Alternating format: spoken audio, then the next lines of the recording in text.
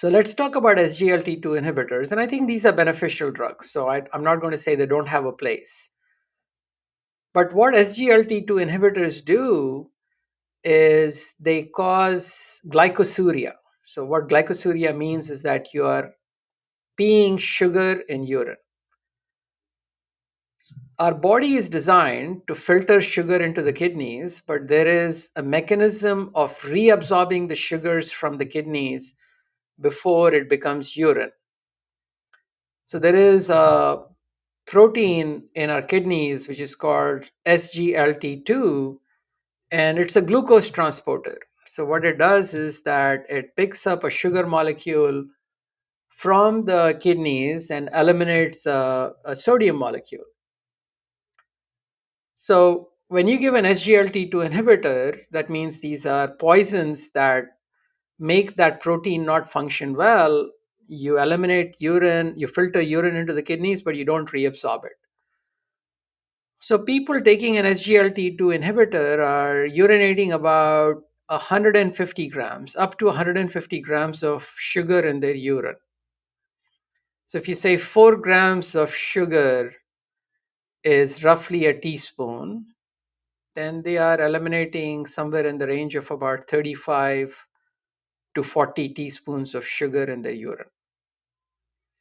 So that's an astounding amount of sugar that they're eliminating. Animal studies have shown that when you go on SGLT2 inhibitors, that the body increases gluconeogenesis. So what gluconeogenesis is that to compensate for the sugar that is lost, the body converts protein to sugar. So in other words, you will have muscle mass loss.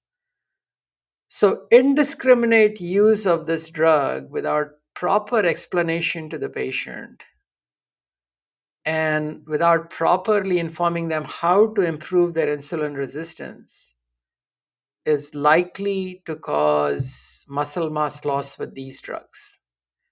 So these drugs, although they are beneficial, should be used in the right setting, with the right advice, with the right methods of improving insulin resistance, rather than just giving a drug and not paying attention to lifestyle.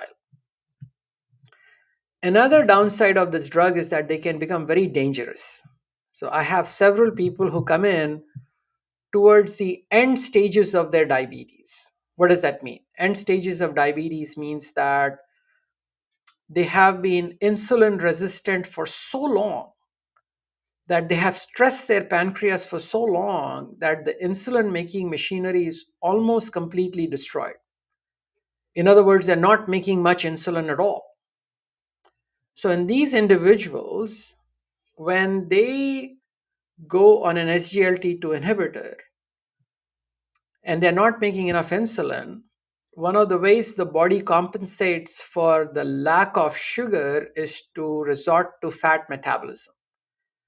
In an ordinary situation, that would be very good. Using fat, resorting to fat metabolism is good because you're burning fat and that you're emptying the fat cells. That's good. But in this situation, in the absence of insulin, the ketone levels go up dramatically.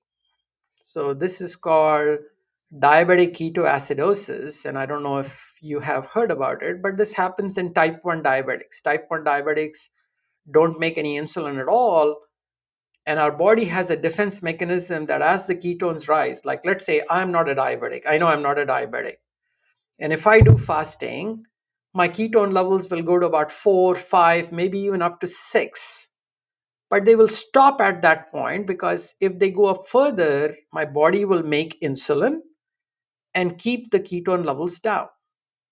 However, if somebody is a burnt out type 2 diabetic, they are not making enough insulin to regulate their ketone levels, and these ketone levels can rise and cause euglycemic ketoacidosis. In other words, the sugar levels are okay because they're peeing sugar in urine, but their ketone levels climb up dramatically.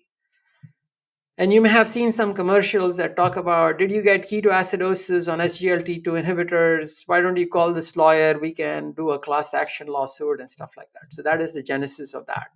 Okay, just so I So in my understand, this is practice, all new to me. I'm glad we're getting into this. It sounds like anytime you're on this drug, you're going to lose protein, you're going to lose lean mass.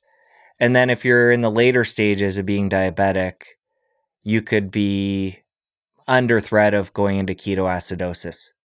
But there is a benefit for that when it's rightly used, because you're going to turn from glucose metabolism to fat metabolism. So I'm not discounting the use of these drugs. But what I'm saying is that if you're given this drug without you being counseled on how to improve your insulin resistance through diet and lifestyle and fasting and exercise, I think it's fundamentally wrong. So I think that uh, when a patient comes to me and is on an SGLT2 inhibitor, I think it's extremely important for me to check their insulin levels and make sure that they're making enough insulin so that they don't get into euglycemic ketoacidosis. That's one of the fundamental checks I do. I don't take them off of these drugs. I explain them how to use them to their benefit. If you enjoyed that clip, you're going to want to head over here and catch a full episode. I'll see you over there.